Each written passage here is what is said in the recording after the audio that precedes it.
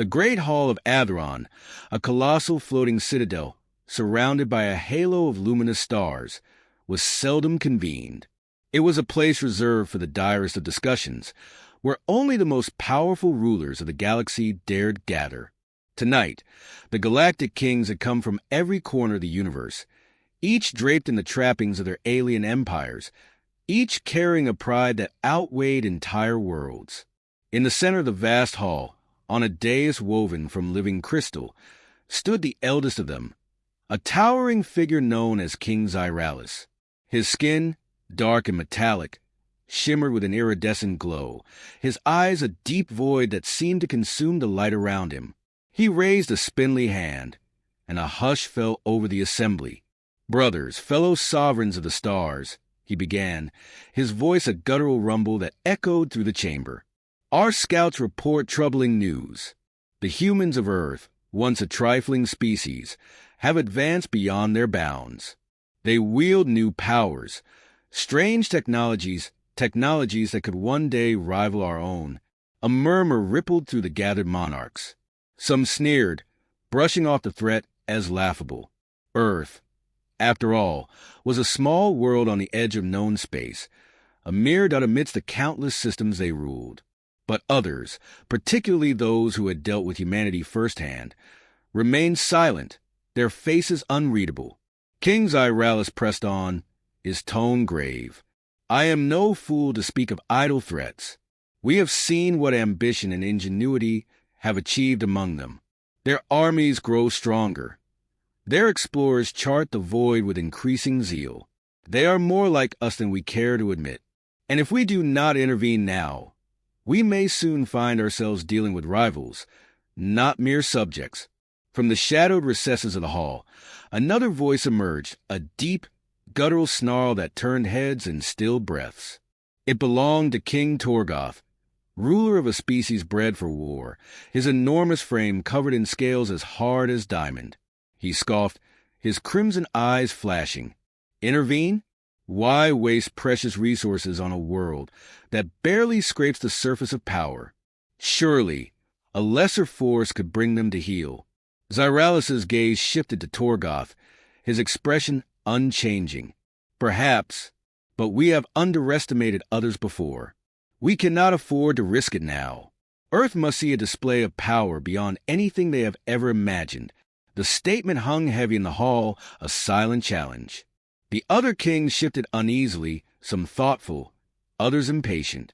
Then, in a voice barely above a whisper but sharper than any blade, Xyralis declared, "We will summon Zarnith." A collective intake of breath filled the hall, and even Torgoth's smug expression faltered. Zarnith, the name itself was a weapon, whispered in fear across countless worlds. Zarnith was no ordinary soldier or hired assassin. He was a monster in every sense, the perfect predator engineered for annihilation. The Galactic Kings used him sparingly, only when they wanted to send a message that could not be misinterpreted. In all his countless missions, Zarnith had never failed. With a wave of Xyralis's hand, a hologram shimmered to life in the center of the room, displaying a towering, humanoid creature covered in segmented armor plates that seemed fused to his sinewy form.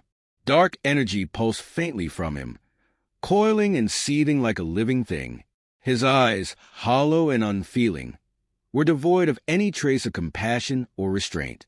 "Summon him," Xyralis commanded, his voice an unbreakable decree. "Let him descend upon Earth as a shadow of death, as the first and last warning we shall offer to their kind." The kings nodded, though a few exchanged wary glances.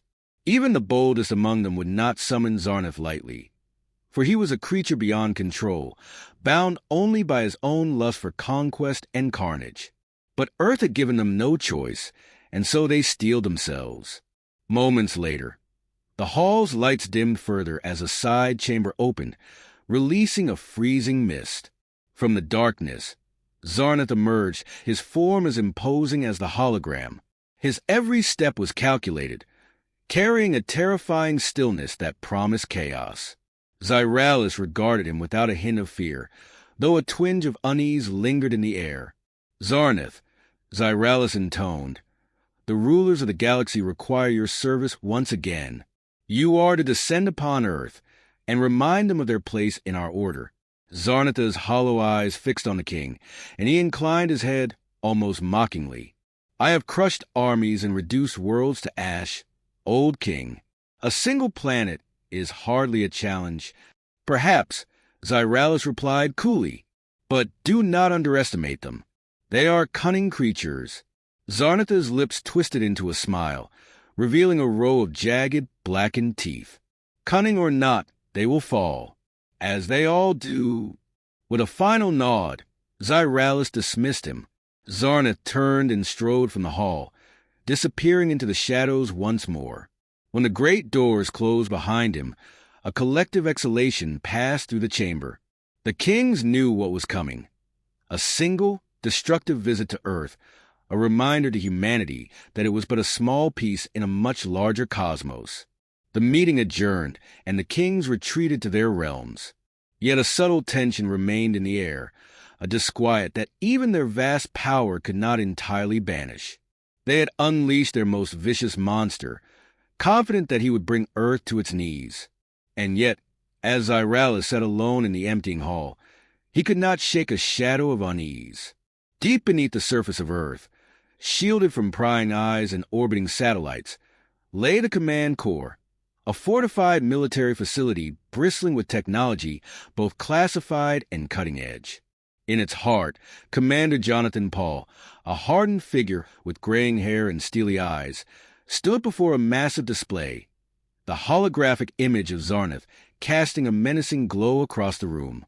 Analysts, scientists, and military strategists crowded the space, each face etched with worry as they scrutinized the data streaming in. Commander Paul crossed his arms, his expression unyielding as he took in the creature's monstrous form. He had seen many threats in his career, but none quite like this. Zarnath was more than just a brute. He was a herald of annihilation, and his presence alone seemed to warp the energy fields around him. Reports painted him as unstoppable, a creature with no mercy and an insatiable thirst for destruction. "Sir, initial reports indicate he's heading straight for Earth," an intelligence officer muttered, voice tight with dread.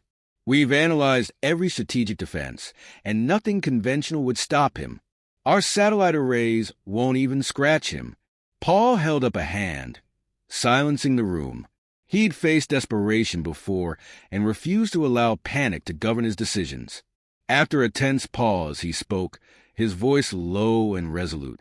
"We're not fighting this thing with an army or firepower. We're fighting it with precision." His gaze scanned the room, settling on each officer in turn. "We need someone who can get in close, outsmart him, and exploit any weakness, no matter how small." The silence that followed was heavy with anticipation, as if every person there knew who Paul was about to call upon but dared not voice it. Commander Paul pressed a button on his console, and a new hologram flickered to life beside Zarnatha's. The profile of a man. His face was expressionless, his head shaved, and his eyes sharp as a hawk's. Agent 47. The name alone was legend, for 7 was not simply a hitman. He was a ghost, a phantom of precision and lethality. He had no known nationality, no allegiance beyond his contracts, and his identity remained shrouded in mystery. Yet he was Earth's best, summoned only for missions deemed impossible for anyone else. "Agent 47, Paul said to the room, his tone unwavering, is the only person with the skill set required to face this threat. He's methodical, relentless, and adaptable. If there's a weakness, he'll find it. And if there isn't, he'll create one." An aide sent a secure communication, and within minutes, the room's display shifted to show a private transmission. The face of Agent 47 appeared on screen, his features as sharp and composed as ever. Even through the screen, his presence was palpable, an aura of calm underlain by an almost feral intensity. "Commander Paul," Agent 47's voice came through, smooth and controlled. "I assume this call means my usual tasks are not enough for Earth's needs." "Correct," Paul replied, unflinching. "The Galactic Kings have summoned Zarnath. I'm sending you his dossier now, but know this. He's beyond anything you've faced. raw strength, intelligence, and a tactical mind. You'll need every ounce of skill you've got. Agent 47's eyes narrowed as he scanned the file, his face betraying no emotion. Only a subtle twitch of his jaw suggested he understood the magnitude of the threat. "When do I deploy?" he asked, voice steady and unhurried. Paul nodded, satisfied. "Immediately. You'll be sent to a designated contact zone, remote enough to avoid civilian casualties. Your objective is simple. Neutralize Zarnith by any means necessary." Agent 47 gave a slight nod, and the screen went dark. Paul let out a breath he hadn't realized he was holding. There was a certain solace in knowing the mission was now in the hands of someone who operated beyond fear, beyond doubt. Turning to his officers, Paul straightened, his tone regaining its usual command. "Send word to every outpost along the eastern sector. No interference. Agent 47 has complete autonomy." As the room emptied and the preparations began, Paul lingered alone before the hologram of Zarnith. He had always known that humanity's survival depended as much on wits as on weaponry, but the stakes had never been this high. For the first time in his career, the survival of his world rested on a single man's shoulders, a man who held no allegiance to anyone, yet was Earth's last hope. Finally, he tapped another button on his console. Opening a secure line to Agent 47's comm, there was one last thing he needed to say, a reminder not for Agent 47's benefit, but his own. "Agent 47, Paul said, his voice softened by a rare hint of humanity. "Remember, this isn't just another mission. This is a fight for our world. Every life on Earth depends on you." After a brief silence, Agent 47's voice returned, composed as ever. "Understood, Commander. Failure is not an option." With that, the line closed, leaving Paul alone in the dimly lit room, his face a mask of both hope and tension. As he stared at the now empty screen, a chill crept into the room. Zarnith was coming, and Earth's answer, Agent 47, was already in motion. Paul knew the odds were slim, but if anyone could defy them, it was the silent assassin who now walked alone into the maw of death. For the first time in hours, Paul felt the barest flicker of confidence. The pieces were set, and Earth's last lethal defense was prepared to meet its most monstrous challenge yet. The desolate plains of Epsilon Outpost stretched endlessly under a storm-darkened sky, jagged rocks jutting up like the broken bones of some ancient creature. The air was thick with ionized particles, swirling with an electric charge that hinted at the violence to come. Standing motionless atop a high outcropping, Agent 47 watched the horizon, his figure calm, controlled, a single point of stillness against the restless land. The distant rumble grew louder, the ground trembling beneath his feet. Zarnith was coming. Through his binoculars, 47 caught his first glimpse of the monster. Zarnith was a hulking figure, nearly 3 times the size of an average man, covered in dense, bone-like armor that pulsed with a dark, unnatural energy. His eyes glowed a deep, venomous red, scanning the land with a deadly intelligence, each step leaving scorched imprints in the cracked earth. 47 took a steady breath, calibrating his mind and body to the task ahead. He had fought formidable foes before, but Zarnith was different. A creature crafted for annihilation, his strength rivaled only by his bloodthirsty cunning. And yet, Agent 47 knew the rules of this deadly dance well enough. Observe, exploit weaknesses, and never, under any circumstance, hesitate. As Zarnith drew closer, 47 positioned himself behind a cluster of boulders and checked his weapons. He had brought an arsenal tailored for adaptability. A sniper rifle fitted with explosive rounds, compact thermal charges, and a blade forged from tempered alloy. But he knew that even the most advanced tools would be secondary to precision and timing. Zarnith came to a stop, his predatory gaze sweeping across the landscape.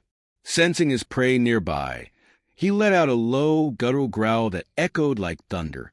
"Come out, little human," he called, his voice a taunting rumble. "I can smell your fear."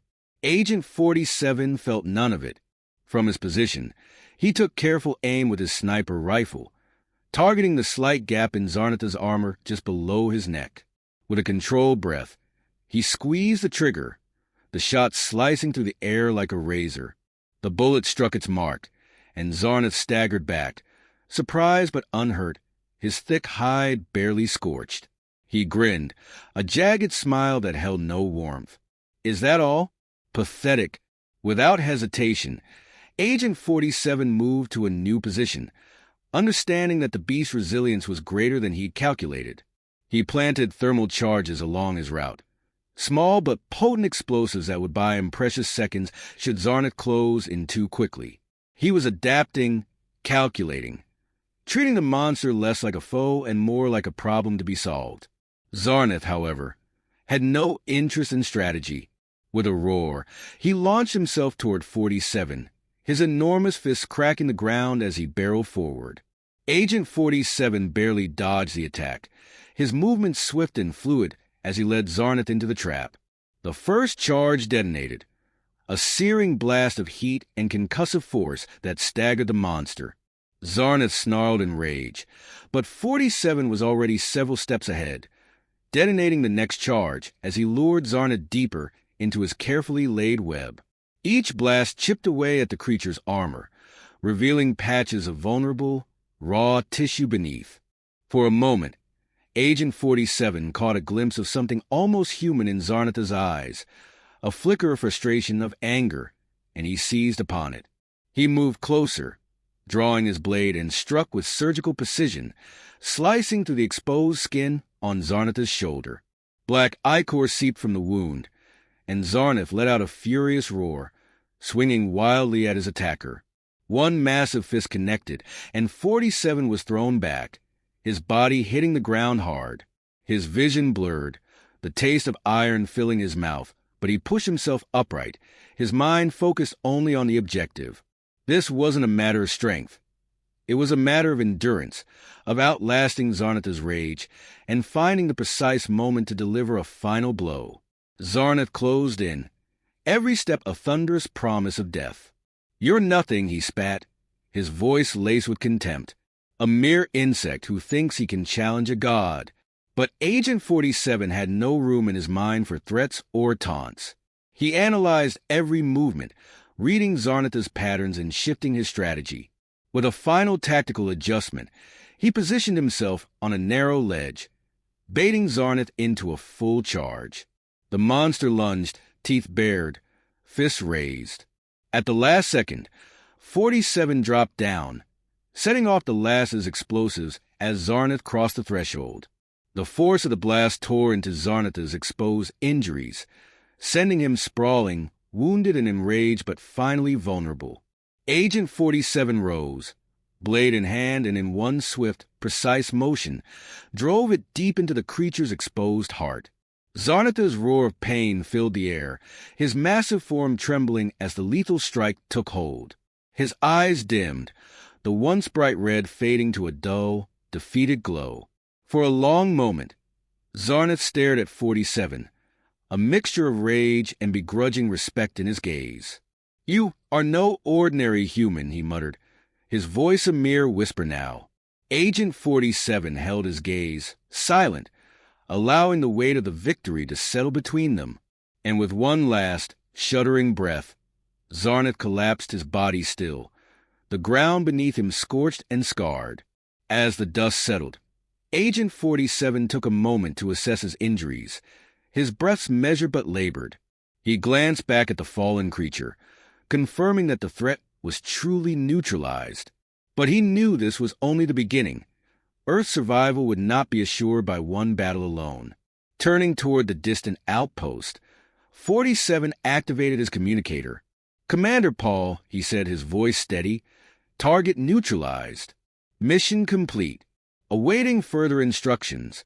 In the silence that followed, he took one final glance at the battlefield, then began the trek back, his mind already calculating the next steps in a war that was far from over. The war room at the command core was silent as Commander Paul leaned forward, his hands clasped tightly. A single image filled the room's main screen. Zarnatha's motionless, defeated body sprawled across the desolate plains of Epsilon Outpost. The legendary beast, the galaxy's most vicious enforcer, had fallen, and with his death, a murmur of disbelief swept through the assembled officers. Commander Paul straightened, a slight nod acknowledging the hard-won victory, though his face remained impassive. Agent 47, he spoke into the comm, his tone both solemn and respectful. You did what no one thought possible, through the secure channel. Agent 47's response was as steady as ever. Mission complete. Zarnath has been neutralized. What are your next orders, Commander? Commander Paul paused, his eyes scanning the silent, expectant faces of his team. After the harrowing ordeal, there was relief, but something deeper too, a sense of pride, a renewed conviction that Earth could stand against the threats of the galaxy.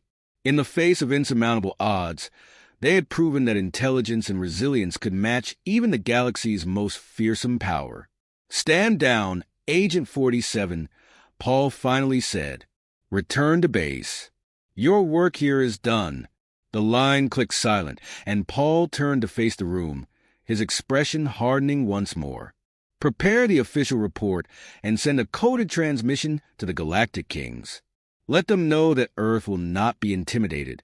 The officers nodded, some barely suppressing their smiles.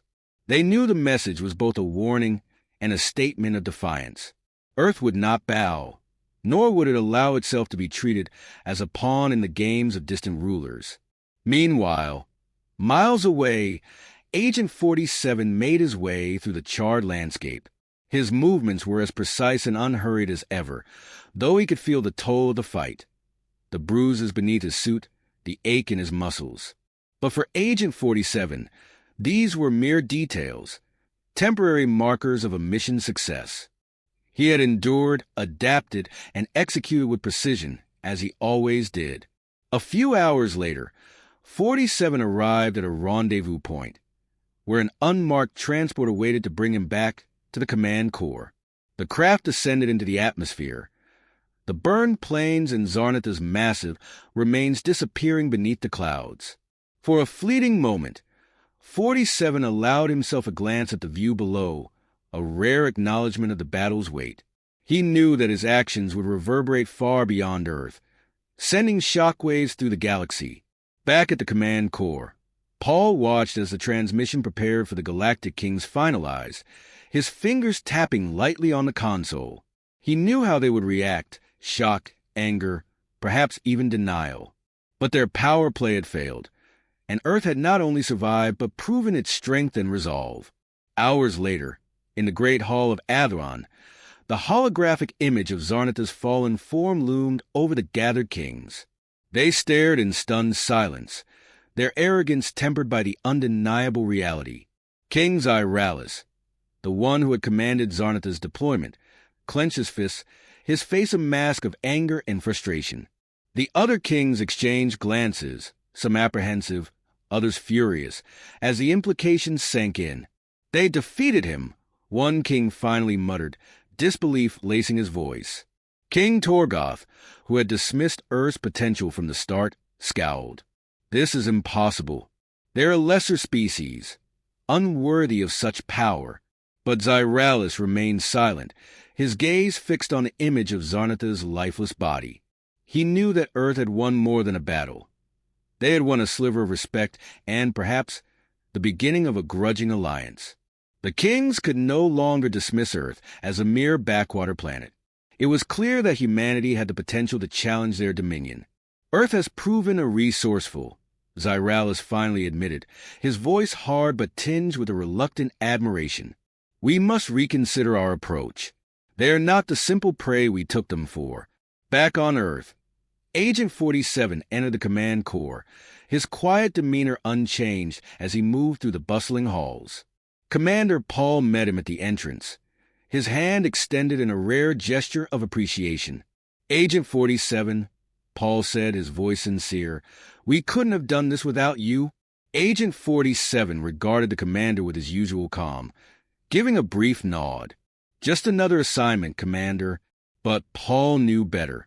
This was no ordinary mission, and 47's actions had altered Earth's fate. As 47 made his way out of the room, Paul turned back to his team, his expression resolute. "From this moment we prepare," Paul announced to the gathered officers. "The Galactic Kings will think twice before sending another threat. But we can't rely on a single victory. We must continue to evolve, to strengthen. Today, we proved our mettle. But tomorrow, we prepare for whatever may come." As Paul finished, a quiet but powerful determination filled the room. They had won a battle, but the universe was vast, and Earth's place in it was still fragile. The journey ahead would require not only strength, but also unity, resilience, and the courage to face unknown dangers. And somewhere far from the command core, in a hidden corner of Earth, Agent 47 retreated into the shadows, ready for whatever mission awaited him next.